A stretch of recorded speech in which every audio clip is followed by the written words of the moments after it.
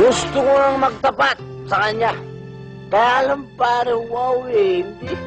Baka isipin niya bantay sa laki ako. Nung may nanligaw sa kanya, nakatanda mo yun?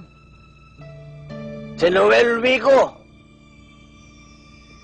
Di ba sabi sa kanya nun, I love you. Nagalit ako nun, di ba? Pero hindi totoong galit yun. Ang totoo nun, nagseselos ako. Gusto ko ako magsasabi nun. Yung I love you, kaya lang nailang akong sabihin dahil English eh.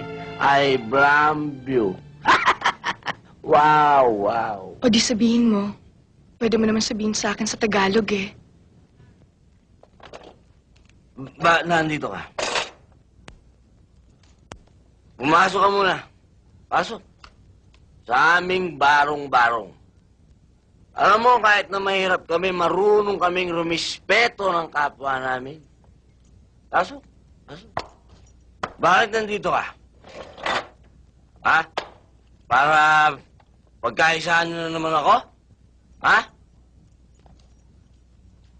Hindi ka nababagay dito. Bagay ka dun. Sa mga taong palara. Sa mga taong nakahiga sa salapi.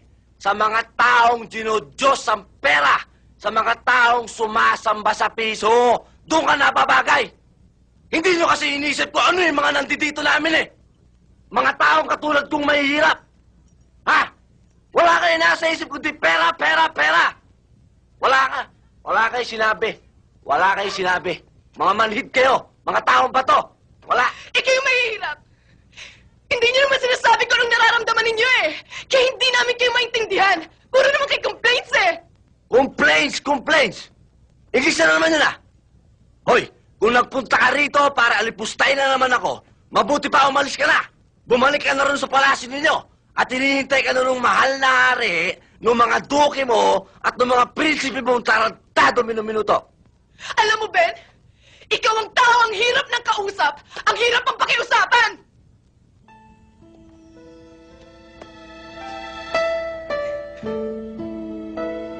Alam mo, nung araw, bilib na bilib ako sa'yo eh. Iniidolo kita dahil ikaw ang lalaking pinangarap ko. Mahirap. Barumbado pero may isang salita. May prinsipyo at may respeto sa sarili. Pero nagkamali ako. Isa ka palang duwag.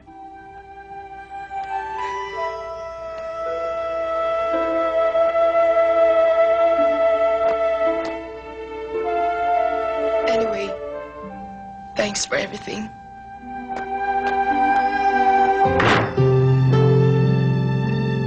Bing! Bing! Mahal kita! Mahal kita! Anong klaseng pagmamahal? Parang kapatid na naman?